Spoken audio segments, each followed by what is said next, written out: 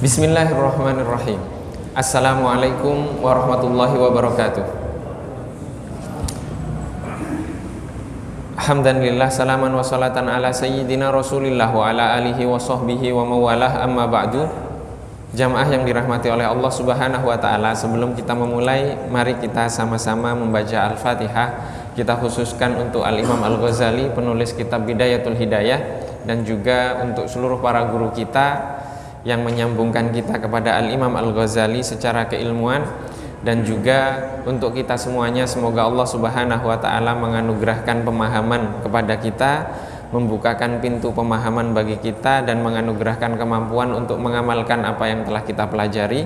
Ala hadhihi niyya wa bikulli niyatin salihah wa ila hadratin nabiyil mustafa sallallahu alaihi wa alihi wasallam. Al-Fatihah. A'udzubillahi minasyaitonirrajim. Bismillahirrahmanirrahim. Alhamdulillahi rabbil alamin arrahmanir rahim maliki yaumiddin iyyaka na'budu wa iyyaka nasta'in ihdinas siratal mustaqim siratal ladzina an'amta 'alaihim ghairil maghdubi 'alaihim waladdallin. Amin. Jamaah yang dirahmati oleh Allah Subhanahu wa taala, pada kajian yang lalu kita telah membahas sekilas tentang menjaga perut kita dari segala sesuatu yang diharamkan oleh Allah Subhanahu wa taala atau dari segala hal yang bersifat syubhat. Al-Imam Al-Ghazali menyampaikan, wa amma al-batnu fahfadhu min tanawulil harami wasyubhati.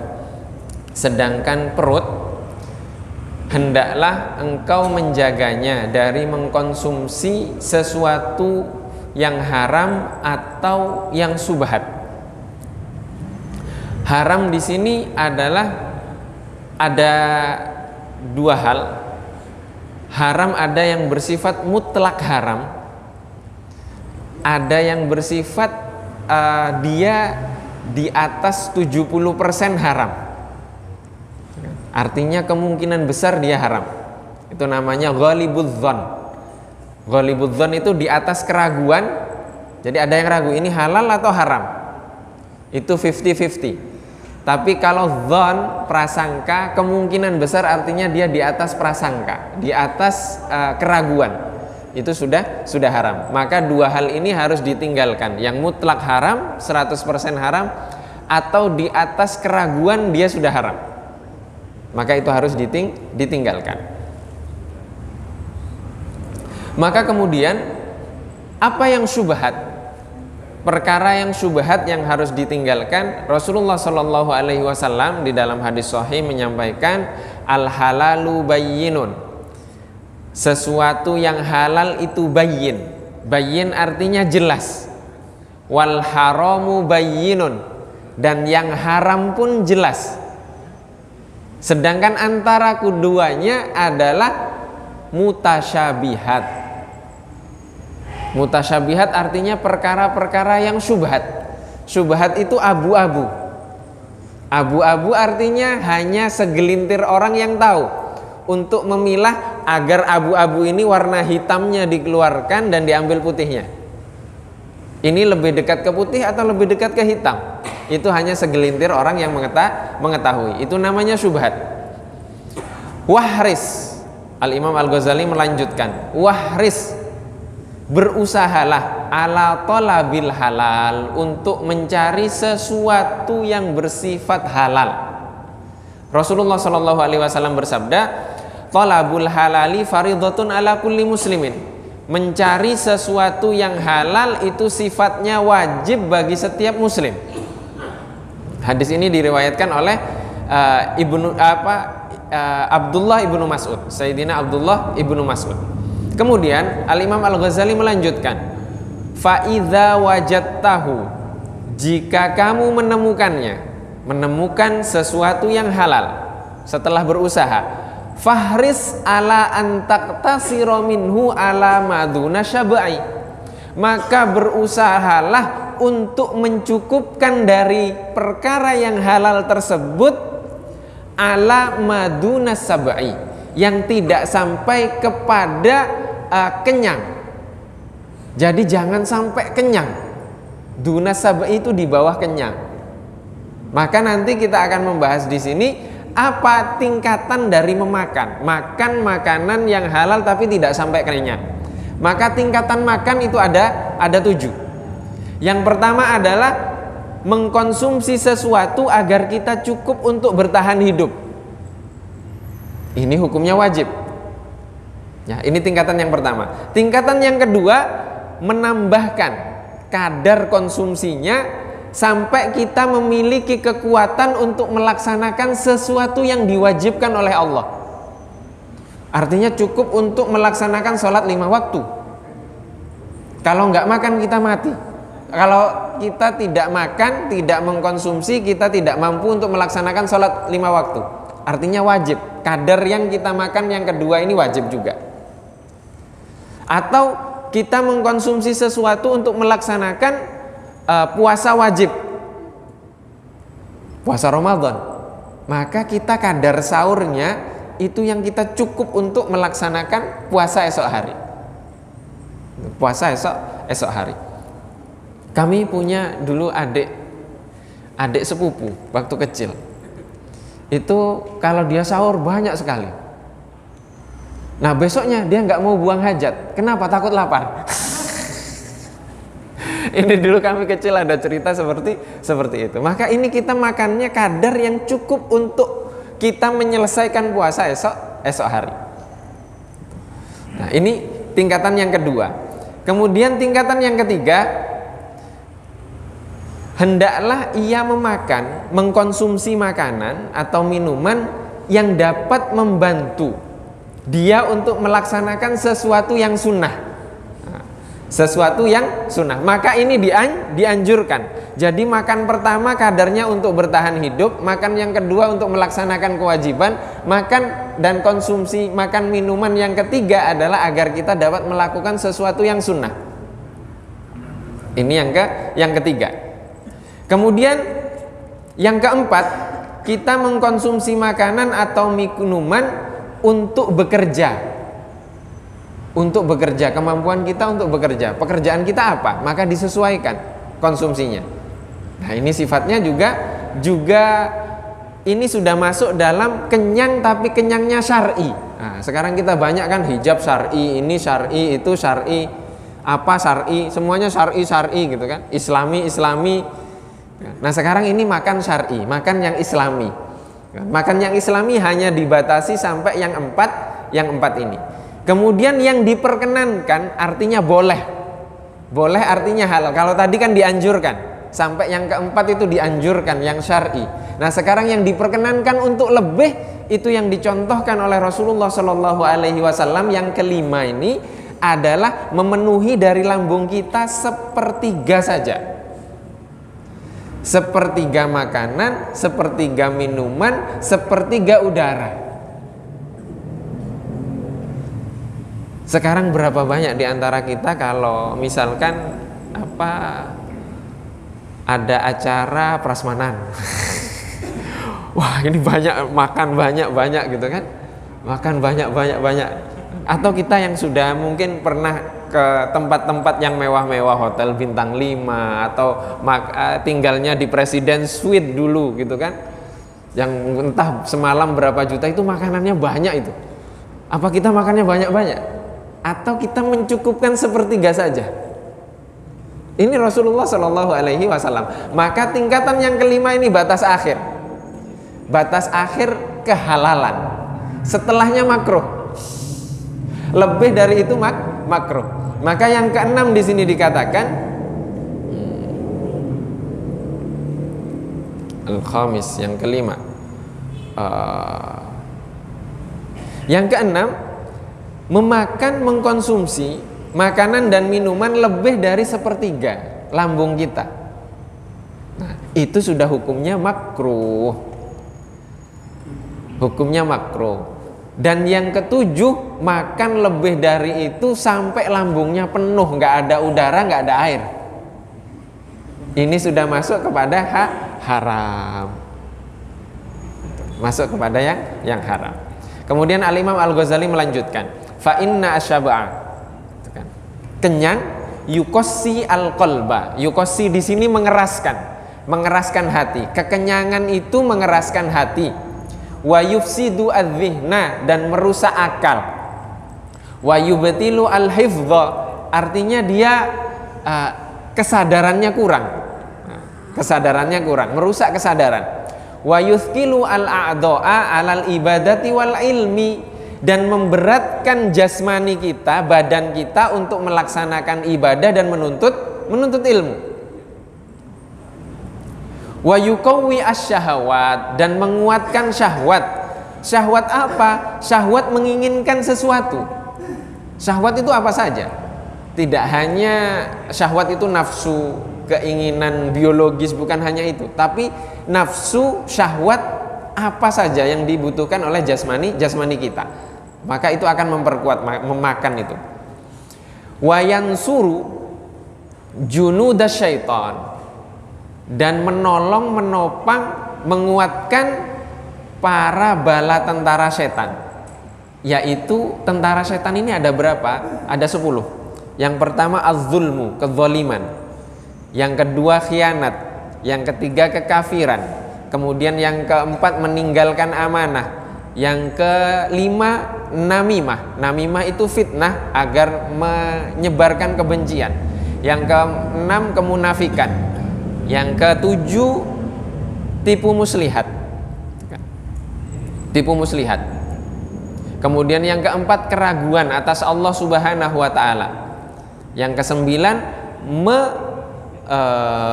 meninggalkan apa yang diperintahkan oleh Allah Subhanahu wa taala. Dan yang ke-10 adalah lalai atas sunnahnya Rasulullah Sallallahu Alaihi Wasallam. Bagaimana dia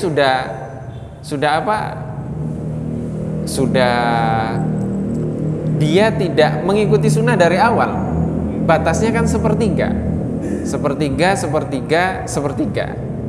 makanan, sepertiga minuman, sepertiga udara. Dari sini saja Rasulullah sudah mencontohkan. Mengukurnya bagaimana? Mengukurnya berbeda-beda antara kita. Ini maka meninggalkan sunnahnya Rasulullah Sallallahu Alaihi Wasallam. Kemudian Al-Imam Al-Ghazali melanjutkan, asyabu'u minal halali mabda'u kulli syarrin. Kekenyangan dengan sesuatu yang halal itu adalah dasar dari setiap keburukan. Jadi kenyang karena halal itu adalah dasar pondasi dari seluruh keburukan. Fakaifa minal haram. Bagaimana kalau kekenyangannya karena sesuatu yang haram? Kalau yang halal aja dasar dari seluruh keburukan, yang haram bagaimana? Al-Imam Asy'arani di sini mengatakan, fa inna aklal harami aw syubhati yuzlimu al-qalba wa yahjubuhu an dukhuli hadratillahi ta'ala wa yukhalliqu thiyab. Al-Imam Asy'arani mengatakan, sesungguhnya mengkonsumsi sesuatu yang haram atau yang syubhat itu menggelapkan hati dan menutupnya dari kehadirat Allah Subhanahu wa taala. Artinya ada hijab yang menutupi kita dari Allah Subhanahu wa taala. Maka Ibnu Athaillah As-Sakandari mengatakan, jika sebagian makhluk itu karena jelasnya tidak membutuhkan bukti akan keberadaannya, bagaimana yang menciptakan? Yang menciptakan itu lebih tidak membutuhkan bukti lagi atas keberadaannya. Kalau kita melihat terik matahari ada kan, nggak butuh bukti. Lah kok bisa kita minta bukti pencipta matahari? Itu dari mana logikanya? Tidak masuk akal. Kita melihat bulan purnama, jelas terang benderang. Mana bulan? Bulan nggak ada, kan gila namanya. Lah ini kita menanyakan keberadaan pencipta bulan. Penciptanya lebih jelas. Yang menutup itu adalah hijab-hijab keharaman yang telah kita lakukan itu. Maka kita kadang sholat nggak bisa nangis. Bermunajat tidak diterima kepada Allah Subhanahu wa taala. Karena apa? Karena keharaman-keharaman tadi itu. Ini tidak hanya yang konsumsi saja, tapi hal-hal yang maknawi juga.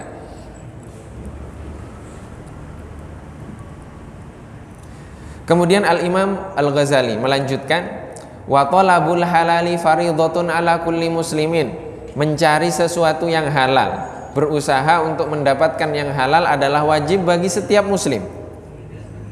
Kemudian dilanjutkan, wal ibadatu wal ilmu min aklil harami kal bina'i ala sirjin. Melakukan ibadah dan menuntut ilmu min aklil haram, dari mengkonsumsi sesuatu yang haram, seperti membangun bangunan di atas sirjin. Sirjin itu artinya pupuk. Jadi tanah tapi dari pupuk. Kemudian kita bangun bangunan pondasinya pupuk, itu bagaimana? Tidak bisa. Tidak bisa membangun. Maka bagaimana bisa menuntut ilmu, beribadah tapi dibangun di atas sesuatu yang haram? Tidak bisa khusyuk. Tidak akan bisa khusyuk.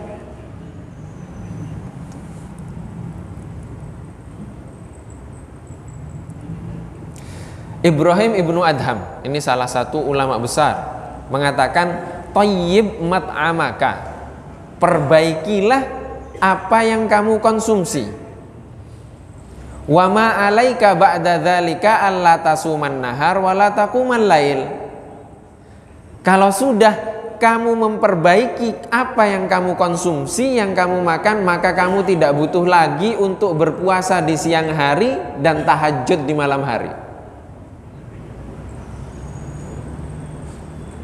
Ini Ibrahim bin Adham, ulama besar. Fa idza qani'ta, jika kamu telah ridho,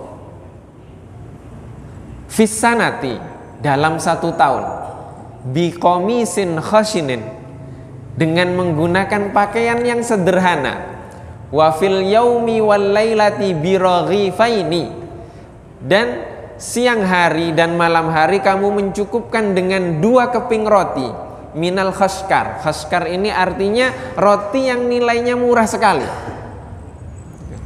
Nilainya murah, roti-roti yang murah lah. Wa tarokta at-taladzudha bi atyabil adami, dan engkau meninggalkan kenikmatan dengan lauk yang enak. Lauk yang enak. Lam yu'awwizka minal halali ma yakfika, maka tidak akan ada yang akan melemahkanmu dari hal-hal yang halal yang kau konsumsi. Wal halalu katsir, sedangkan perkara yang halal itu banyak sekali. Walaisa alaika anta tayaqqana bawatinal umuri, dan engkau tidak perlu untuk mencari keyakinan akan sesuatu yang tidak nampak dari sebuah perkara. Artinya hal yang halal itu banyak. Banyak yang mengatakan, orang bodoh mengatakan di sini waqa kama qalal juhal, orang yang tidak mengetahui yang bodoh mengatakan lam yabqa minat thayyibati illal ma' wal furat wal hashish an-nabit fil mawad. Tidak ada perkara yang baik yang halal sekarang kecuali air dan tumbuhan-tumbuhan liar. Itu kan yang tumbuh. Karena sekarang sulit katanya sebetulnya. Ini yang haram saja sulit apalagi yang halal. Nah, itu hanya orang bodoh yang mengatakan demikian. Maka tugas masyarakat umat Islam adalah tidak perlu mencari sesuatu yang batin dari sebuah perkara. Misalkan ada orang bersedekah, kemudian dia tanya, kamu dapat dari mana uang ini? Nggak perlu ditanya, karena itu batin sebuah perkara. Tidak perlu mencari hal-hal yang seperti itu. Bal alaika antahtariza mimma ta'lam, akan tetapi hendaklah engkau berusaha semampumu untuk berhati-hati sesuai dengan pengetahuanmu. Annahu haram, bahwa sesuatu itu haram secara syariat. Secara syariat. Au tadhunnu annahu haram dhannan, atau engkau prasangkamu yang lebih besar bahwa hal itu haram, maka tinggalkan. Prasangka, bukan yakin. Misalkan ada makanan, saya pertama kali ke Medan itu heran karena di sana ada B1, B2. Itu sudah jelas. Hal-hal seperti itu sudah jelas bagi umat Islam. Itu B1, B2 sudah jelas mutlak haram. Gitu kan? Mutlak haram. Atau misalkan ada rumah makan yang pemiliknya muslim, oh sudah, itu kemungkinan besar itu sudah halal. Kemungkinan besar sudah halal, itu sudah masuk ke yang halal. Tapi kalau di sana sudah ada makanan-makanan yang tidak halal, artinya bisa jadi bejananya, cara masaknya begini, itu sudah bercampur, maka itu kemungkinan besar itu sudah haram, maka harus kita tinggalkan. Hasala min alamatin najizatin, sampai datang tanda-tanda yang nampak tentang keharamannya. Makrunatan bil mali, yang tercampur dengan harta, yang tercampur dengan harta. Amal maklum fadzahir, sesuatu yang sudah maklum diketahui keharamannya itu zahir, nampak jelas, nampak jelas, maka tidak perlu dipertanyakan lagi. Wa ammal madhnun, sedangkan yang diprasangkakan keharamannya, min alamatin fahuwa malus sultan, contohnya sesuatu yang dipertanyakan kehalalannya, malus sultan, harta dari sultan, di sini sultan, kerajaan di masa Imam Al-Ghazali, mungkin di masa itu sultan artinya kerajaan atau raja atau khalifah di masa itu, maka artinya harta dari pemerintah. Kalau sekarang wa malu ummalihi, atau pegawainya. Ini tidak ada yang memastikan kehalalan atau keharamannya, dari mana dia mengutip atau dari mana dia ambil, itu tidak ada, maka hal seperti ini tidak perlu dipertanyakan. Kemungkinan besar itu sudah halal, kemungkinan besar sudah halal dan tidak perlu dipertanyakan. Tidak perlu dicari, oh ini dari mana, mengutipnya dari mana, ini asalnya dari mana. Kalau dicari susah, datanya ada di bank sentral. Itu sulit sekali. Mau mencari keyakinan dari mana? Hal-hal seperti ini tidak perlu dipertanyakan. Maka kesulitan kita di masa sekarang, Al-Fakir ingin menyampaikan agar tidak melahirkan pertanyaan dan kemudian keraguan atau kebimbangan. Ini mohon dipegang. Madhabul awam madhabu syaikhihim. Madhab dari orang awam itu adalah madhab dari guru yang mengajarkan kepadanya. Maka ikuti guru yang bapak-bapak, ibu-ibu yakini. Itu madhabnya orang awam. Maka nggak enak duduk di sini. Duduk di sini kalau diikuti bapak ibu dapat pahala, tapi kalau salah saya yang nanggung dosanya.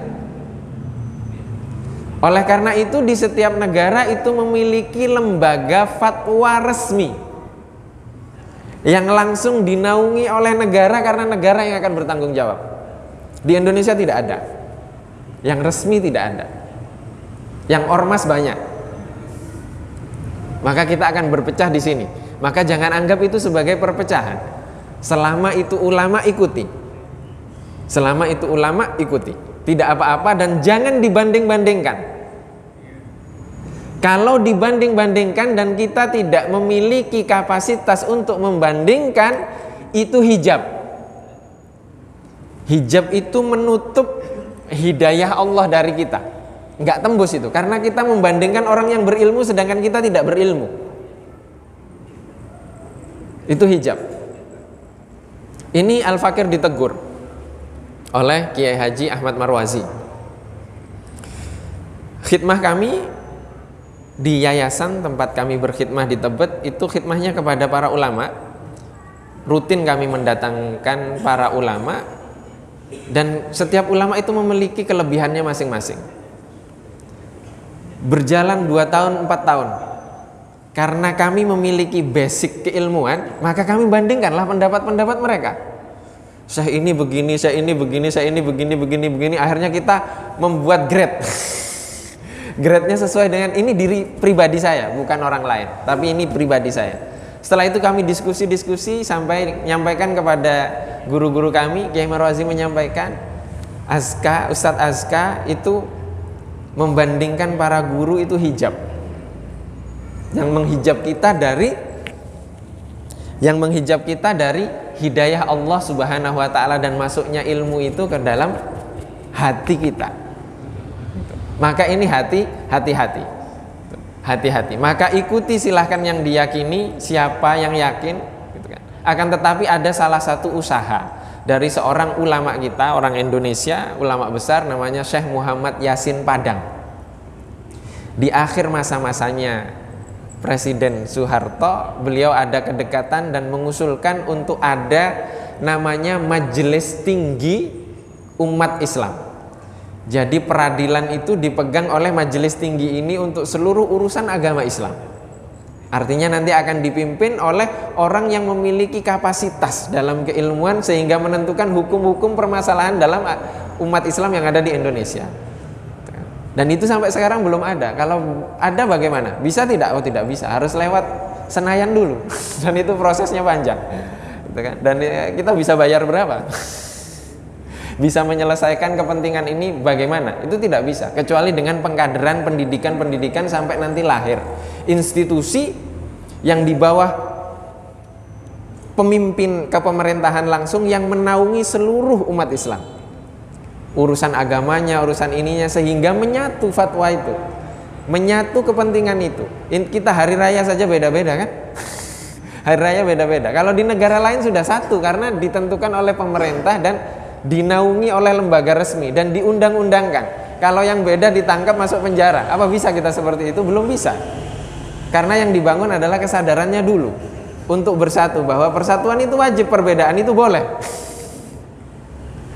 Persatuan itu wajib, perbedaan itu boleh.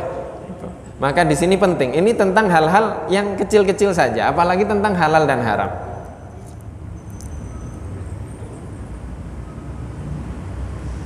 Kemudian dilanjutkan oleh Al-Imam Al-Ghazali, wa malun malakas balahu illa minan niyaha. Atau harta orang yang tidak memiliki pekerjaan kecuali dia kerjaannya hanya menangisi orang-orang yang meninggal. Di masa itu mungkin ada tugasnya hanya menangisi, meratapi orang-orang yang meninggal, kemudian dibayar oleh keluarga orang yang meninggal. Maka ini sesuatu yang tidak jelas. Wa bai'ul khamri, dan menjual khamr. Menjual khamr itu menjual minuman keras. Menjual minuman keras. Awir riba, atau melakukan perkara yang riba. Melakukan perkara yang riba. Ini Al-Fakir ingin menjelaskan sedikit.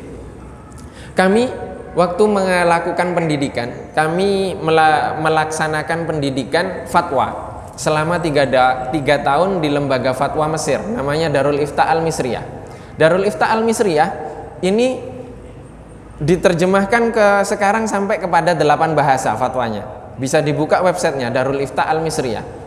Termasuk bahasa Indonesia ada di sana. Jadi kita bisa mengajukan fatwa. Tidak ada lembaga fatwa yang lebih ringan dan memudahkan dari Darul Ifta ini, sebatas pembacaan Al-Fakir. Maka kalau Darul Ifta ini mengharamkan, artinya haram, karena nggak ada yang lebih mudah dari lembaga fatwa ini. Haram artinya. Nah, di lembaga ini menghalalkan bunga bank. Mufti ketika itu Syekh Ali Jum'ah, Profesor Dr. Ali Jum'ah, beliau masih ada sekarang, anggota Dewan Ulama Senior di Al-Azhar. Beliau menghalalkan. Yang difatwakan resmi halal, bunga bank. Tapi yang mengajar pendidikan kami baca dalam 3 tahun itu ada bukunya Al-Imam An-Nawawi, Majmu' Syarah Muhadzab, 40 jilid kurang lebih. Nah, itu kami cuma ambil satu babnya bab riba.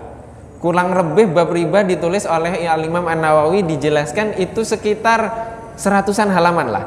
100 halaman itu dibaca selama 3 tahun. Dan yang mengajar kami ada namanya Profesor Dr. Muhammad Ra'fat Usman. Profesor Dr. Ra'fat Usman ini, Muhammad Ra'fat Usman ini mengharamkan bunga bank. Coba bayangkan lembaga fatwa menghalalkan bunga bank, tapi yang mengajar anak didiknya yang mengharamkan. Artinya apa? Artinya bunga bank itu diperdebatkan.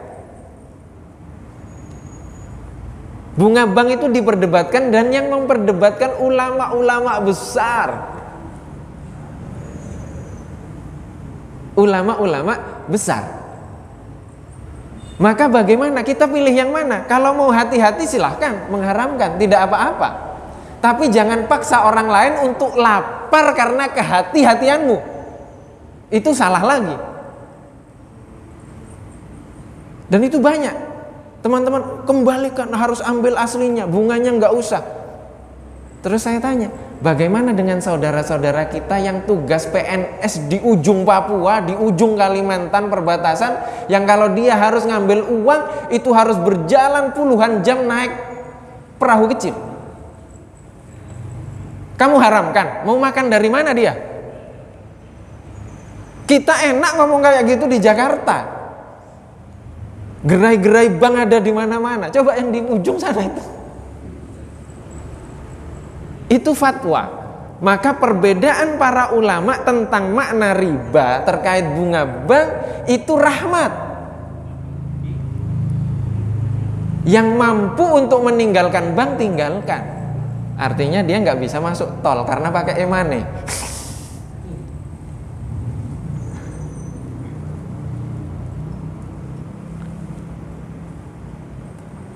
Ini perkembangan zaman yang harus difahami dari dasarnya. Maka kita jangan berdebat hal-hal yang seperti ini. Selama masih ada lembaga besar yang menghalalkan, ikuti, tidak apa-apa. Yang tanggung jawab siapa? Mereka. Mereka yang tanggung jawab. Dan kami tahu kapasitas mereka. Kami tahu kapasitas mereka. Ini tentang riba. Detailnya nanti panjang. Silahkan diundang mungkin siapa yang pakar-pakar riba, itu kan, untuk pengajian khusus. Gitu. Pengajian khusus. Entah selesai berapa waktu. Wal mazamir ghairu dzalika min alatil lahwi al muharramah. Atau kemudian alat-alat judi yang itu diharamkan. Gitu kan. Permainan-permainan yang di sana banyak penipuan. Gitu kan. Sekarang kan banyak terjadi itu, apalagi HP install apa kemudian nggak sengaja diklik tiba-tiba sudah melakukan pinjaman begini begitu. Itu hati-hati, itu semuanya penipuan. Wa ma ta'khudhuhu min yadihi wa in amkana ayyakuna halalan nadiran. Maka hal-hal yang tadi disebutkan itu sesuatu yang halalnya itu amat sangat sedikit lah. Kapasitas halalnya itu sedikit. Maka di sini karena tadi disinggung tentang harta yang dikumpulkan, uang yang dikumpulkan oleh pemerintah. Ini ada kisah. Buku yang dibaca oleh Ustadz Hilmi di sini, Fikih Sirah, itu yang menulis Profesor Dr. Muhammad Said Ramadan Al-Buti, meninggal syahid karena dibom ketika menafsirkan Al-Quran di Syria. Bom bunuh diri. Ayah beliau namanya ulama besar dari Pulau Buton di Turki, namanya Mullah Ramadan Al-Buti. Ulama besar hijrah ketika Kamal Ataturk ke Syria, karena waktu itu ulama banyak yang dibantai. Setelah itu ayah Syekh Muhammad Said Ramadan Al-Buti ini profesor, guru besar, artinya pegawai negeri, dapat gaji dari pemerintah. Ayahnya ulama besar dan sejak sang anak menjadi pegawai negeri tidak mau makan sepeser pun dari gaji anaknya. Dan anaknya ulama besar. Jadi perbedaan di dalam keluarga sampai seperti itu. Dan mereka hubungannya tetap baik. Karena itu hanya keyakinan dan pemahaman. Jadi ketika ada bapak-bapak di sini, ada yang swasta, ada yang pegawai negeri, ada yang gini, ada yang mengharamkan, nyantai saja. Sejawab saja kalau ada yang ngomong seperti itu, ya itu haram menurutmu, halal menurut saya. Nggak perlu diperdebatkan, karena ini ulama pun terjadi hal-hal yang seperti itu. Biasa saja bersebaran di internet, di grup WA apa, ini haram, itu haram. Lihat dulu yang nge-share siapa. Kalau yang nge-share tidak tahu, nggak usah dihiraukan. Tidak usah dihiraukan. Maka di sini adab di depan orang yang berilmu itu jangan banyak omong, karena akan ketahuan kebodohan kita. Tapi adab kepada orang yang hatinya bersih adalah menjaga prasangka. Jangan sampai berprasangka kemudian langsung ditunjuk, kamu begini ya.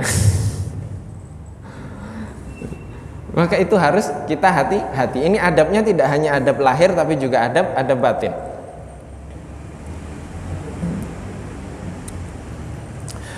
Fa inna man alimta anna aktsara malahu haramun qat'an fahuwa haramun. Maka ketika kamu mengetahui dari harta seseorang yang seluruh hartanya itu haram, maka sudah itu haram. Ini yang sudah paten ya, keharamannya paten, bukan prasangka. Li'annahu al-ghalib 'ala dzan. Karena itu kemungkinan besarnya adalah haram. Wa minal harami al-mahad. Dan dari perkara harta yang haram, mutlak haram. Ma yu'kalu minal awqaf min ghairi syartil waqif. Mengkonsumsi dari harta wakaf yang tidak sesuai dengan syarat orang yang mewakafkan. Al-Fakir pernah cerita di sini tentang harta wakaf, bahwa di masa Salahuddin Al-Ayyubi itu ada namanya wakaf susu. Jadi seminggu 2 kali ada kran-kran di kota Kairo itu keluar, semua orang bisa ngambil susu. Itu hasil dari wakaf. Karena diwakafkan untuk susu tadi. Maka bahkan ketika itu ada, karena semua kebutuhan masyarakat sudah terpenuhi, kebutuhan manusia sudah terpenuhi, ada orang yang mewakafkan hasil usahanya untuk makanan burung yang ada di menara-menara masjid. Maka ketika hasil usaha ini digunakan untuk selain burung itu haram namanya. Ada orang misalkan mau punya perusahaan. Oke, saya punya perusahaan ini. Tolong hasil dari perusahaan ini nanti digunakan untuk mencukupi seluruh kebutuhan Masjid Qaryah At-Thayyibah. Artinya harta itu hanya boleh digunakan untuk kemakmuran masjid ini, tidak boleh lebih. Hanya untuk ini. Itu syarat dari wakifnya, orang yang mewakafkan. Maka digunakan selain itu haram. Digunakan selain itu haram. Maka menggunakan harta wakaf tidak sesuai dengan syarat orang yang mewakafkan itu haram. Faman lam yashtagil bittafaqquhi fama ya'khudhuhu minal madaris. Dan barang siapa yang tidak sibuk dalam tafaqquh. Tafaqquh ini artinya belajar fikih, mendalami ilmu agama. Fama ya'khudhuhu minal madarisi haramun. Maka apa yang dia ambil dari madrasah yang ada untuk itu, maka dia haram. Nggak ada kaitannya dengan madrasah tersebut, kemudian dia ngambil. Dia bukan pengajar, dia bukan orang yang mengelola madrasah tersebut, maka itu haram.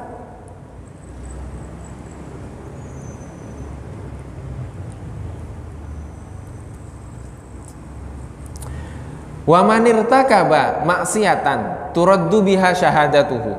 Barang siapa yang melakukan kemaksiatan, maka dia syahadatnya, kesaksiannya itu ditolak. Seperti apa? Seperti orang yang melakukan pembunuhan, melakukan perzinahan, menuduh orang berbuat zina, dan kemudian dia bersaksi palsu atau sejenisnya, dan itu sudah lumrah diketahui sekarang, dan itu tidak diterima syahadatnya, persaksiannya tidak diterima. Wa ma ya'khudhuhu bi ismi sufiyati. Dan harta yang diambil atas nama sufi, atas nama tasawuf.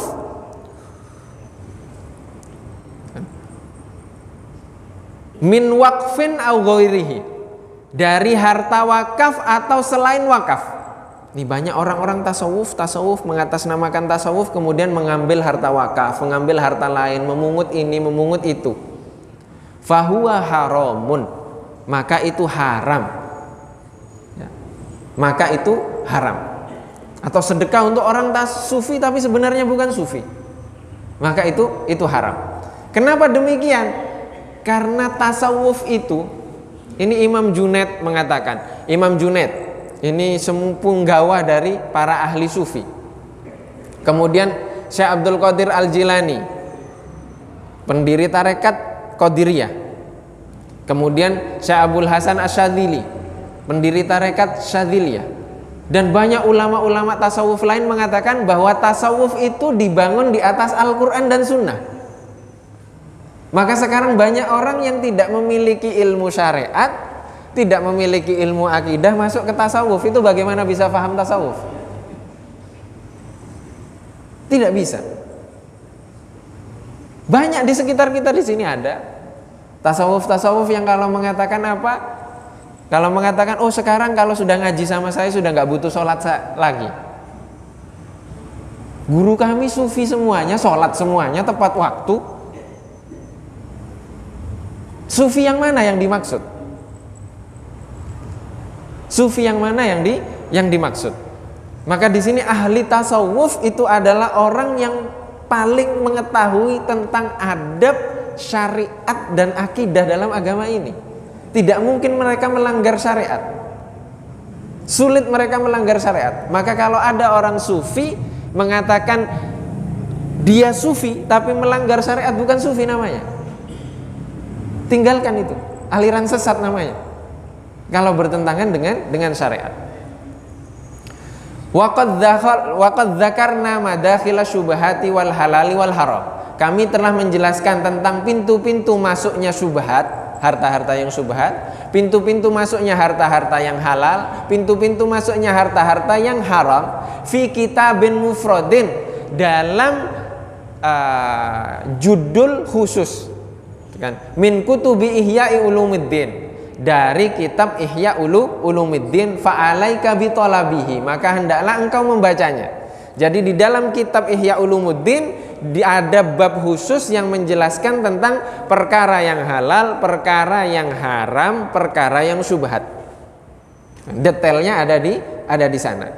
Maka kalau kami membahas tentang riba kurang lebih 100 halaman, itu 3 tahun bagaimana halal, haram dan syubhat. Maka kuncinya cuma satu.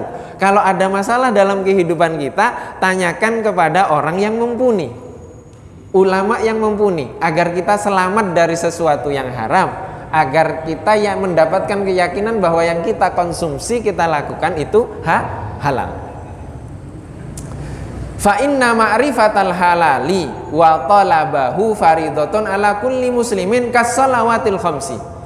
Karena mengetahui sesuatu yang halal, perkara yang halal, dan mencari kehalalan itu hukumnya fardu ain bagi setiap muslim, sebagaimana sholat 5 waktu.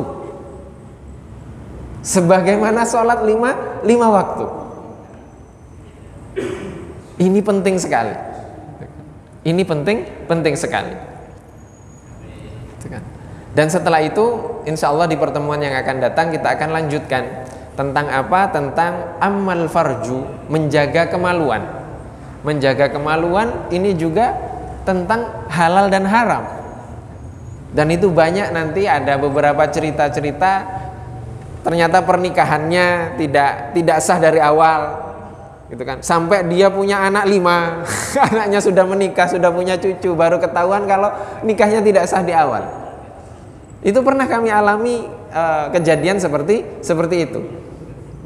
Maka hati-hati dengan apa? Dengan lafaz talak yang kita ucapkan ke istri kita. Itu hati-hati. Hati-hati.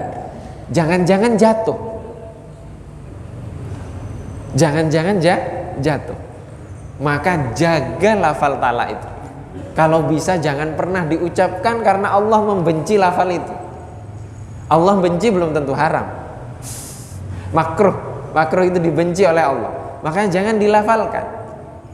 Karena banyak kejadian dia melafalkan talak, talaknya jatuh, dia berfatwa sendiri, dia mengatakan, oh saya ketika itu marah, talaknya nggak jatuh. Padahal hanya ingin berhubungan dengan istrinya. Itu banyak sekali. Bagaimana kalau nanti itu menjadi generasi selanjutnya tapi dibangun di atas hubungan yang haram? Terus kita mau lahir generasi apa? Sekarang inilah yang dirusak. Hal-hal seperti ini yang dirusak di dalam kondisi masyarakat dan dunia kita sekarang. Coba viewer pengajian-pengajian seperti ini berapa sih? Viewernya berapa? Sedikit